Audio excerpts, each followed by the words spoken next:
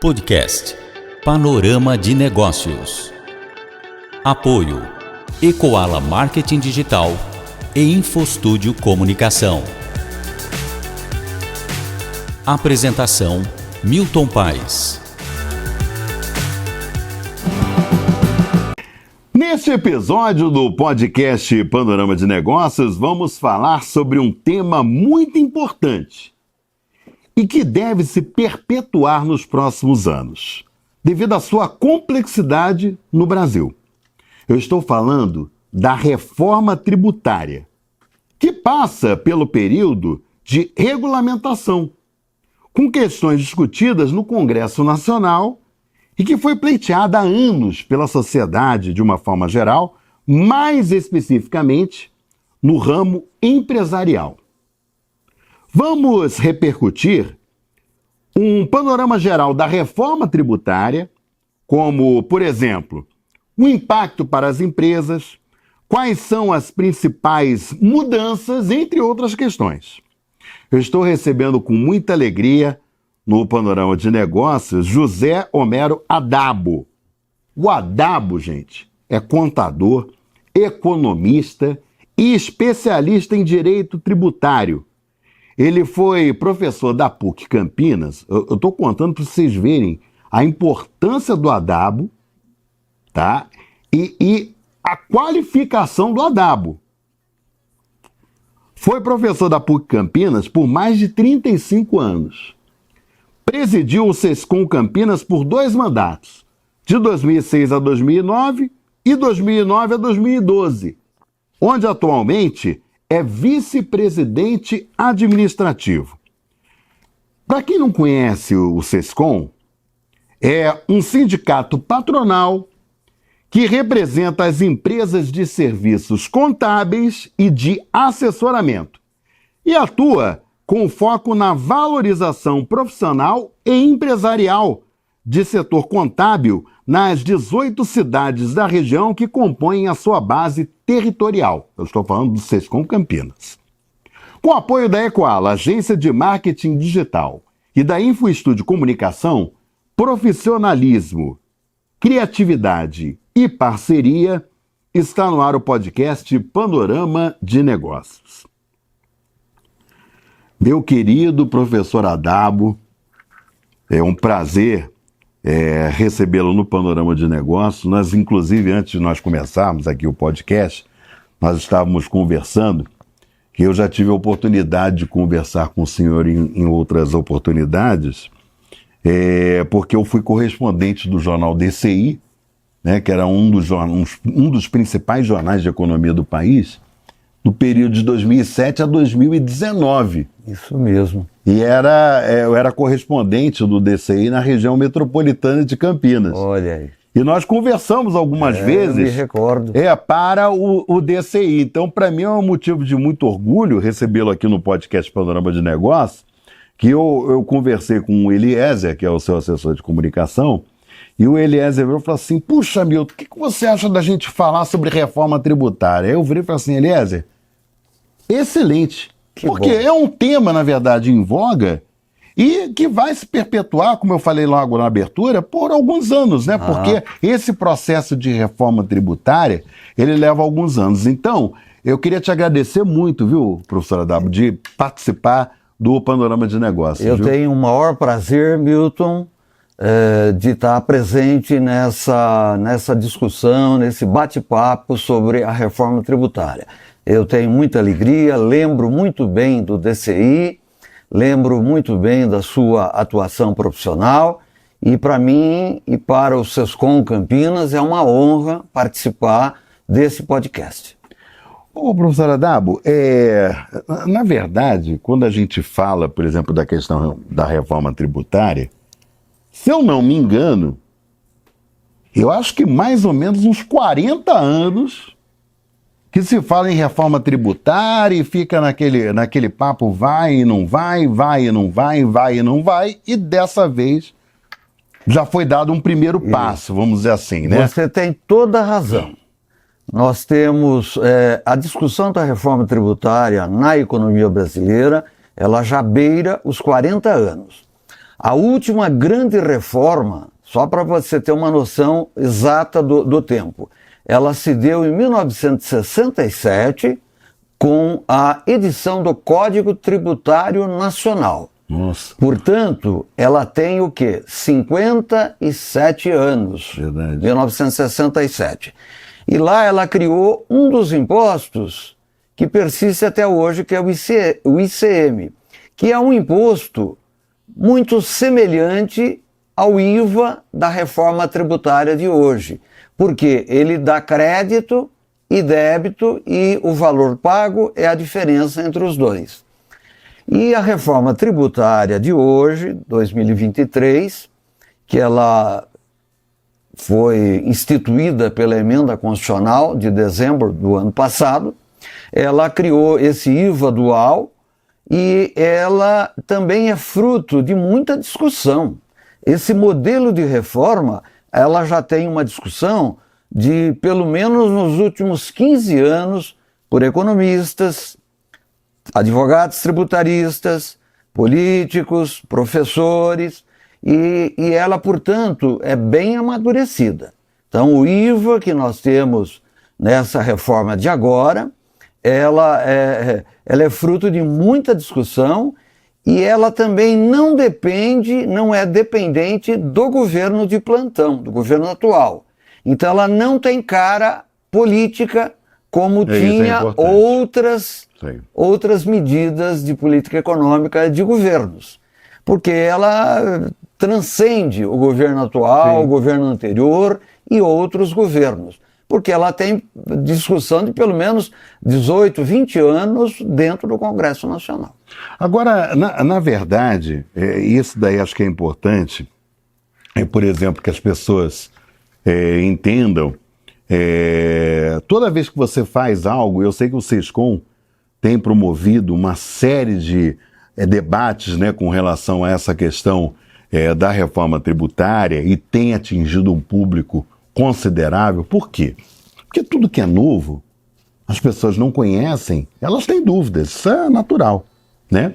E uma coisa que eu percebo, professora W, que está sendo muito discutido, é essa questão, por exemplo, do ICMS.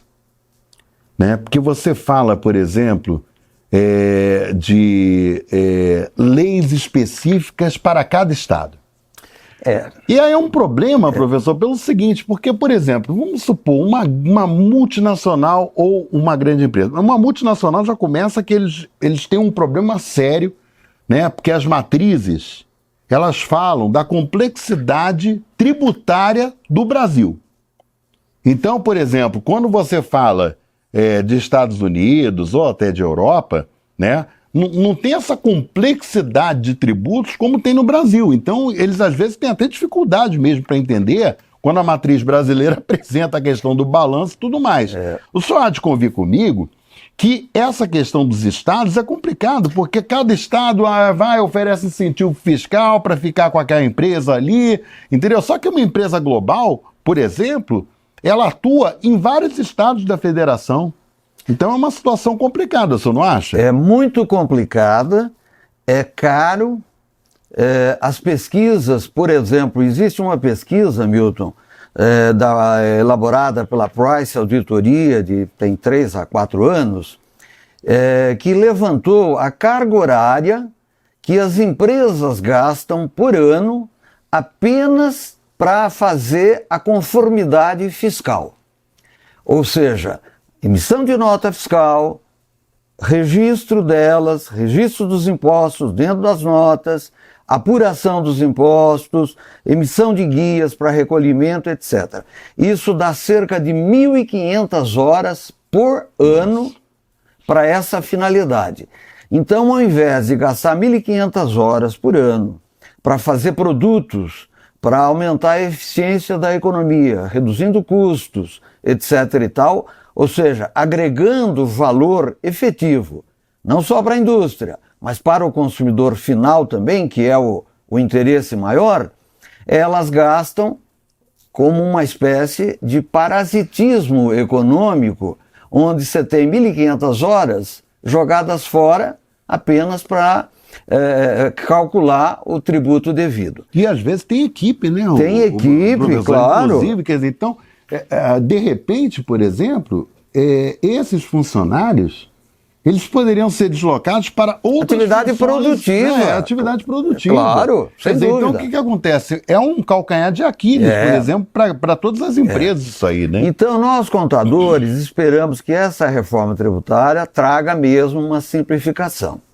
E, nesse sentido, você falou do SESCOM Campinas. Nós temos toda a preocupação sobre essa reforma, porque ela atinge diretamente os contadores, as empresas de assessoria contábil, as empresas de auditoria. E por conta disso, Milton, nós estamos fazendo a reforma, a jornada da reforma tributária durante 8 a 9 meses, que são 8 meses, com 8 módulos. E nós começamos em abril e vai até o mês de novembro. E esse mês nós estamos no 3º módulo, que é uma espécie de um treinamento a contadores e empresários. Nós temos muita presença de empresários nesses encontros. É um encontro mensal, durante a noite, onde nós trazemos um palestrante de altíssimo nível para discutir tópicos relevantes da reforma tributária. É uma forma de preparar contadores e empresários para isso. Agora, o Adabo, eu vejo assim uma questão bastante importante, que é o seguinte: durante um período, tá, o Brasil vai conviver com 2 sistemas, né? O atual, né, que já tem há anos, e o novo. Você não acredita, não acha, por exemplo, que isso daí vai dar muita confusão no começo, entendeu? Das empresas se adaptarem, né? E você trabalhar com 2 sistemas. E a primeira pergunta que o pessoal faz é o seguinte: nossa, então eu vou pagar mais imposto, porque eu vou tá com 2 sistemas distintos? Não é bem assim, Não é bem assim mesmo. E por isso que é importante essas discussões para trazer luz ao problema. Então vamos lá. Milton, na verdade, isso tudo já foi estudado. Sim. Se você pegar na literatura econômica dos últimos 15 anos, há muitos trabalhos estudando a implantação do IVA no Brasil. Sim. E o IVA, que é o Imposto sobre Valor Adicionado, que é esse que nós vamos conviver a partir daqui a 15 meses, 17 meses, que a partir de 1º de janeiro de 2026, ele precisa ser implantado de forma paulatina, porque é complexo, é complicado mesmo, tem operação, etc. Agora, na emenda constitucional aprovada em dezembro do ano passado, que é o balizamento que está dentro da Constituição da República, portanto é uma garantia a todos os contribuintes que o governo não vai poder ultrapassar o que tiver na reforma. Lá tem um monte de travas que não vai permitir que o governo arrecade mais do que a média dos últimos 5 anos ou até 10 anos, porque faz parte de uma trava da reforma prevista numa emenda constitucional.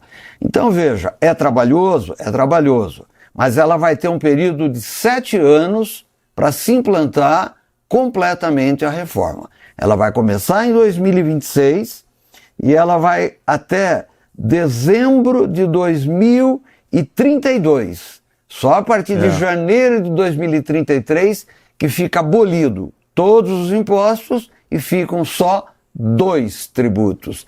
Praticamente 3 tributos aí, porque tem um tributo novo chamado imposto seletivo.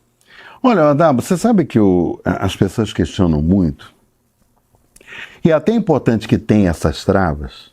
Por quê? Quando você vai para a Europa, alguns países europeus, o imposto é alto, mas ele retorna em serviços para a população.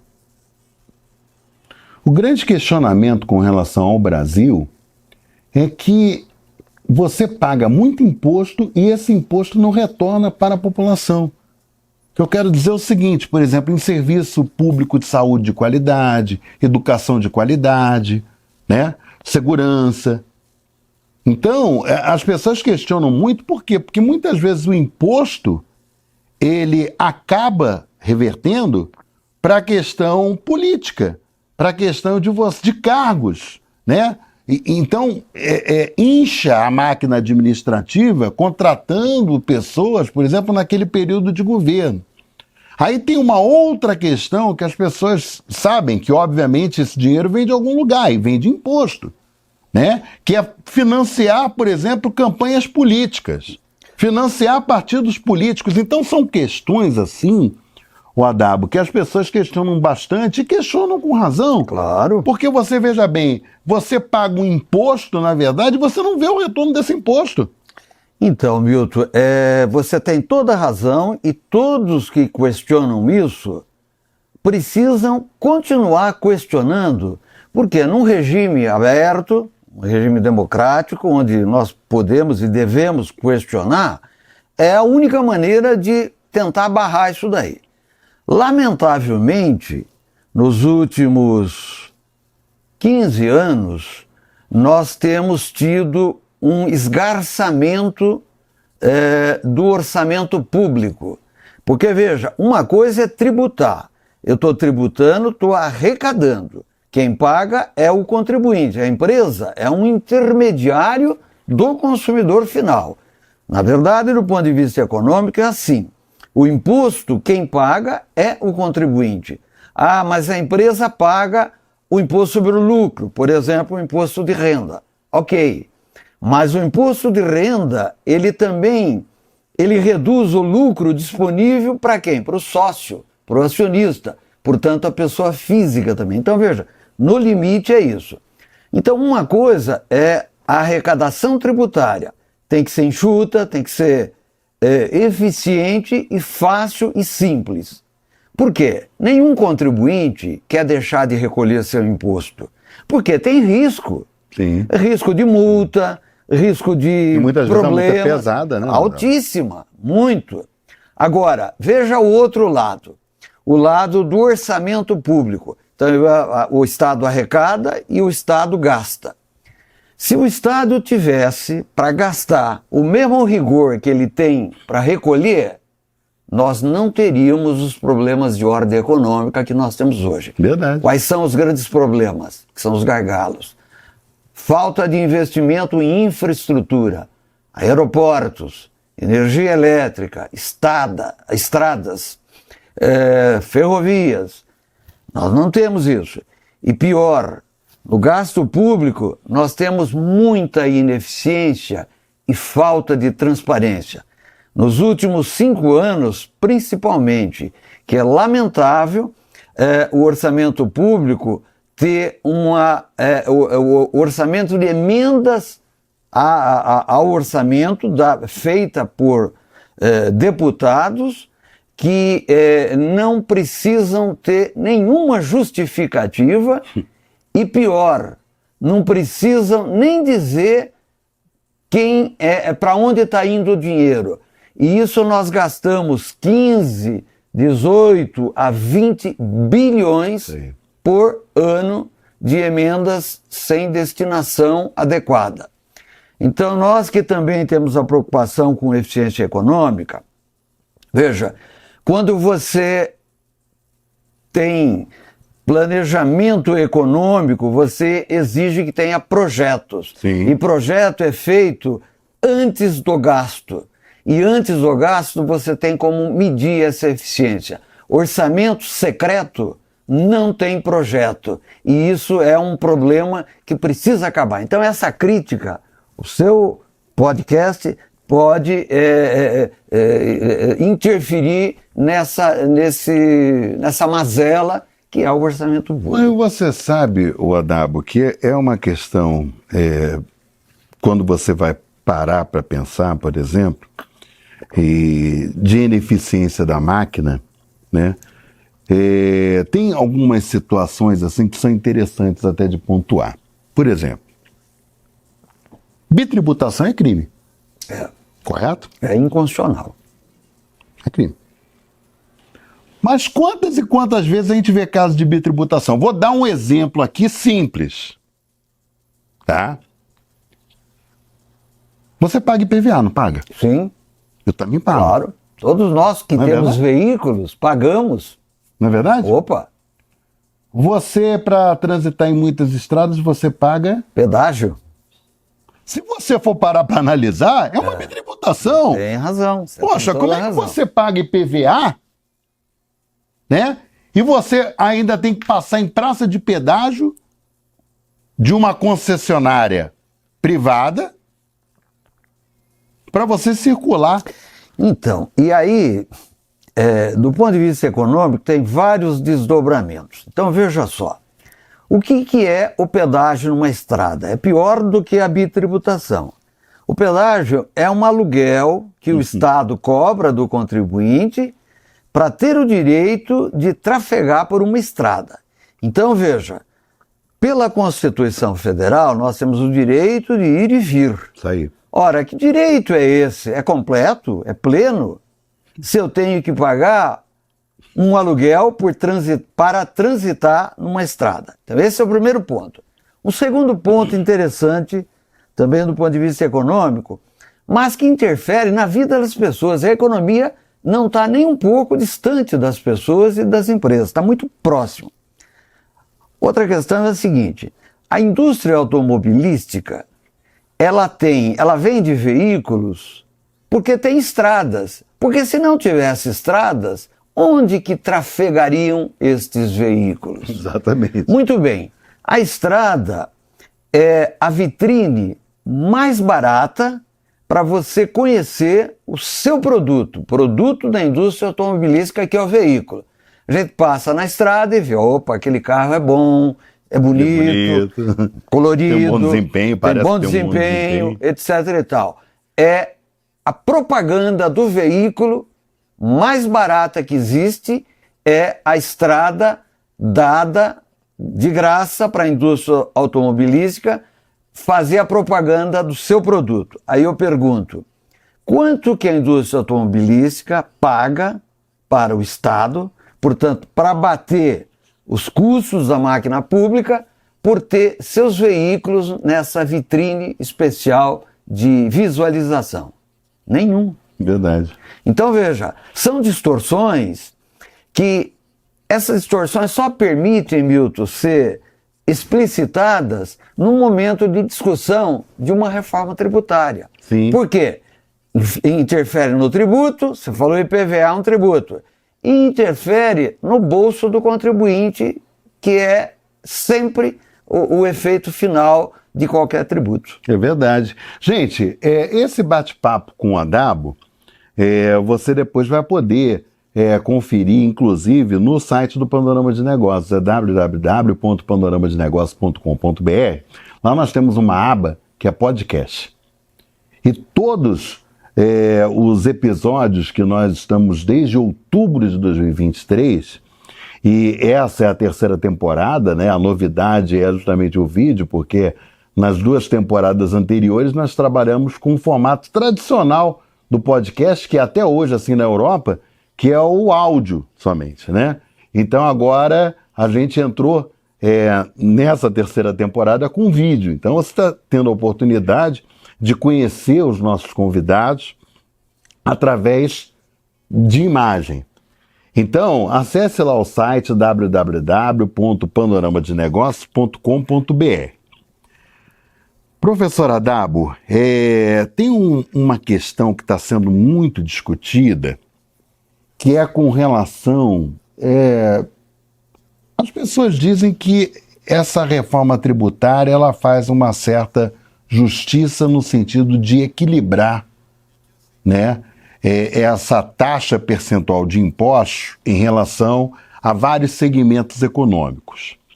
Mas existe uma preocupação muito grande, e eu creio que isso aí vai ser alvo de muita discussão, que é com relação ao setor de serviços. O setor de serviços é um setor que um dos setores, né, que mais emprega no Brasil. E aí, nessa questão da reforma tributária, né, o percentual de imposto pago para o setor de serviços vai elevar. Por outro lado, era um pleito da indústria uma redução, por exemplo, da carga tributária. Como a gente já passa no Brasil há alguns anos por um processo de desindustrialização, tá? Obviamente que uma redução de impostos pode fazer com que determinadas empresas voltem a produzir no país. É um fôlego, né? Exatamente. Então você tem, numa situação dessa, pontos positivos e pontos negativos. Mas essa questão do setor de serviços é preocupante por conta disso. Só acha, por exemplo, que, na verdade, quando você faz alguma coisa, você não consegue agradar gregos e troianos. Esse é o fato. Não, né? Consegue mesmo. Mas, por exemplo, essa questão dos serviços, será que ele vai ser avaliado com mais calma? Claro que você reduzir sensivelmente não vai, o objetivo não é esse. Mas pelo menos ter um ponto de equilíbrio que torne a situação, por exemplo, do setor de serviços menos complicada? Então, veja lá, Milton, você também colocou bem, vai agradar uns e desagradar outros. Qualquer medida de ordem econômica, ela não consegue nivelar todos. Justiça é um pouco relativo, mas não consegue nivelar todos em relação aos efeitos que a medida imprime na sociedade. Não consegue. Mas a emenda constitucional, e isso então eu reforço muito, quando está na emenda constitucional, está dentro da Constituição. Então, o governo, que é o responsável pelo órgão executivo da implementação dos tributos, ele tem que respeitar o que está na Constituição.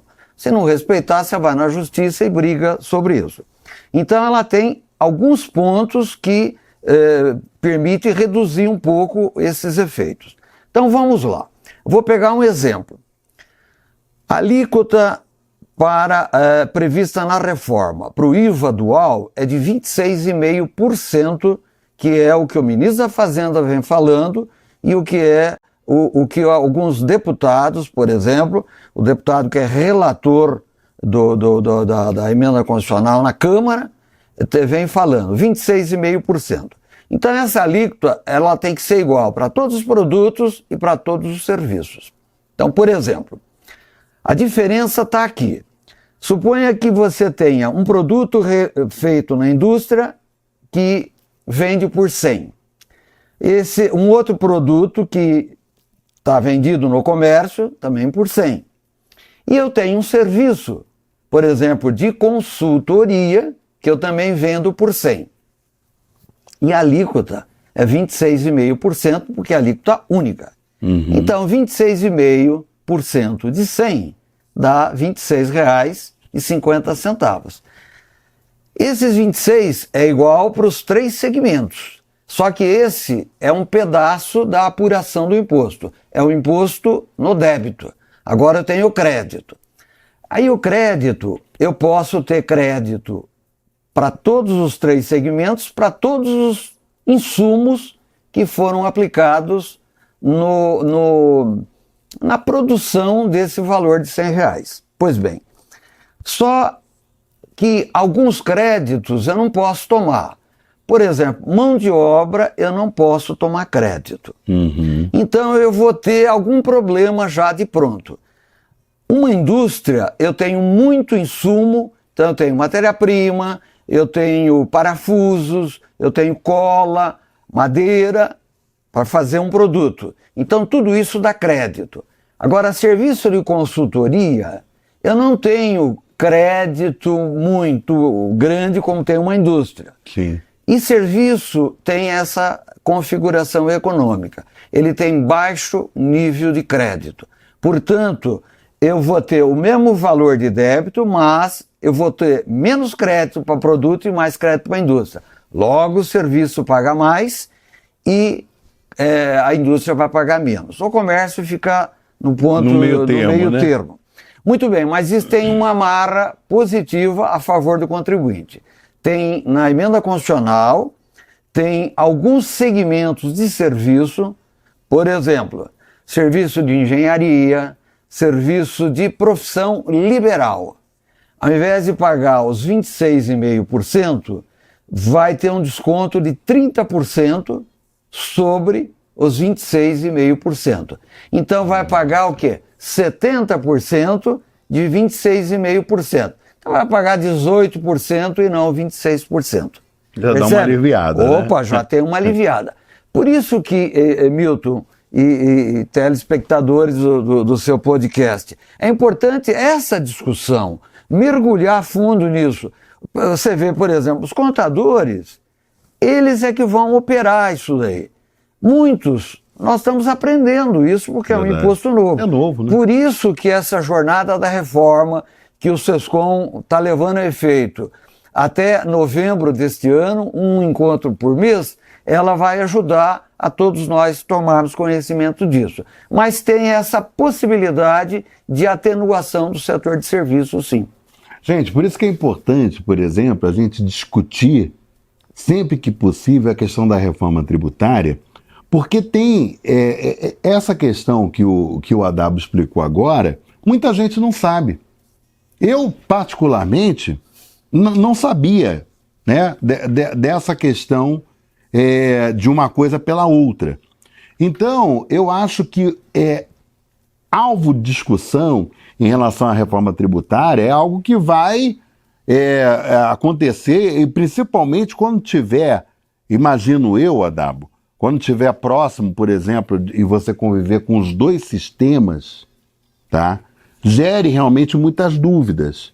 Mas também eu vejo que quando estiver implantado em definitivo, é que todo mundo já tem domínio de, né, como é que funciona, como é que vai ser e tal.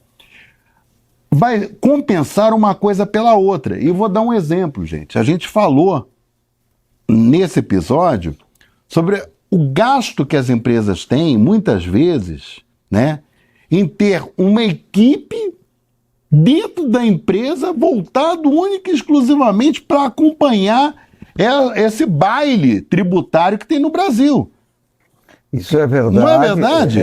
É verdade, e um dos princípios da reforma, Milton, que também está dentro da Constituição, é o princípio da simplicidade. Olha só que efeito relevante para a vida econômica das empresas com a nova reforma. Claro que não é este ano, nem o ano que vem. Nós temos que passar por esse vale de dificuldades, que é a convivência com dois tributos durante 7 anos. Mas é o período de aprendizado, empresas, contadores, auditores, assessores e daí por diante. Hoje nós temos só num tributo, ICMS. E nós temos hoje 6, 7 tributos que vão ser reduzidos só em 2. Então hoje ICMS, nós temos um regulamento do ICMS para cada estado do país. Então nós temos 26 estados e o Distrito Federal, 27 regulamentos. Então você falou no início, então uma empresa que está no e-commerce, que vende para o Brasil inteiro, antes de ela emitir uma nota de R$50, de R$30, de R$100, ela tem que descobrir que a alíquota que ela vai tributar esse produto para cada um desses estados.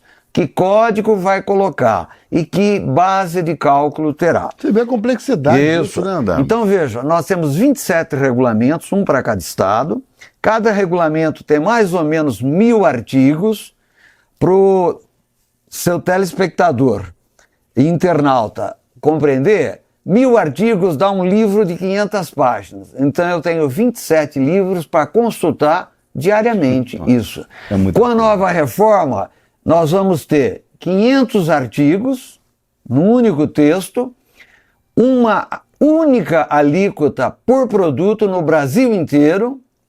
Os estados vão poder ter uma alíquota dentro do estado também é uma única alíquota, mas eu vou poder ter uma alíquota por estado, porque também os estados conseguiram, para ter alguma pressão, por pressão e para ter algum peso político, eles querem determinar as alíquotas. Então vai ter uma alíquota de referência, digamos 26,5%, e o estado vai poder escolher 25, 26, enfim, vai estar próximo da alíquota de referência. Né?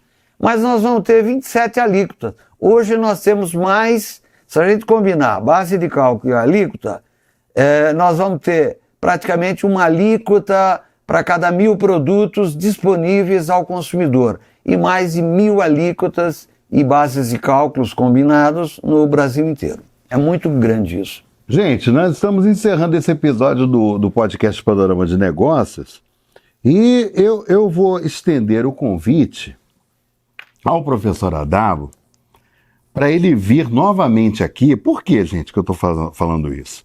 Porque tem tanta coisa, né, que você questiona, que você precisa entender, né, que não vai ser suficiente, por exemplo, esse encontro que nós tivemos com o professor Adabo agora. Né? Então, eu queria aproveitar e deixar um convite para que você volte aqui mais à frente para nós falarmos sobre outros pontos que vão surgir, né, com relação a essa questão da reforma tributária, que eu acho que é extremamente importante. Então, Milton, nós temos o maior prazer de estar novamente aqui. O SESCOM tem um maior interesse porque isso facilita a vida, inclusive, de contadores e de empresários. Sim. Então, por exemplo, para nós lá chega questões da seguinte natureza. E quem está no Simples Nacional, vai acabar o Simples? Então nós temos que discutir isso daí. A base de cálculo dos tributos, como que eu vou calcular? Quem é MEI, por exemplo, como é que vai ficar? Quem é MEI, né? Como vai ficar? Tem uma redação de um dos artigos que está sendo discutido no Congresso, não está aprovado ainda, que o crédito do tributo só vai ser possível tomar se ele for pago. E quem paga esse tributo? Eu arrecado do consumidor, mas quem paga é o contribuinte. Como se dá esse recebimento do consumidor e o pagamento do contribuinte? Então são questões muito relevantes. Coisa. Por exemplo, tem uma figura nova para nós, da área tributária, chamada cashback. O que é cashback? Eu vou devolver, o consumidor de baixa renda vai poder comprar um produto e receber de volta o imposto que ele pagou. Mas por que isso?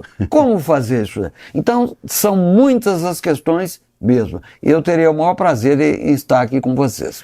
Gente, agradecendo aí o José Homero Adabo, que é vice-presidente, hoje é vice-presidente, mas já foi presidente do SESCOM Campinas, em 2 mandatos, e hoje ele é vice-presidente e especialista aí em direito tributário. Então foi um prazer imenso, né? Vice-presidente administrativo, tá, gente? Do SESCOM Campinas. Isso.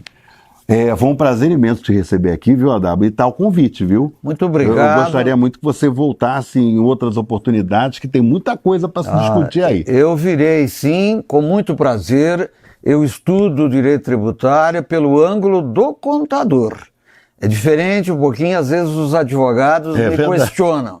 Mas você está falando sobre direito tributário, mas você é advogado? Não, eu não sou advogado, não sou operador do direito, mas o contador, ele atua ex ante fato. Antes do fato acontecer, ele tem que compreender as regras tributárias, e as regras são do direito tributário. Ele tem que compreender para orientar a empresa para ver como aplicar a nova regra. Gente, até o próximo episódio do podcast Panorama de Negócios. Você acompanhou o podcast Panorama de Negócios com Milton Paes. Apoio Ecoala Marketing Digital e InfoStúdio Comunicação.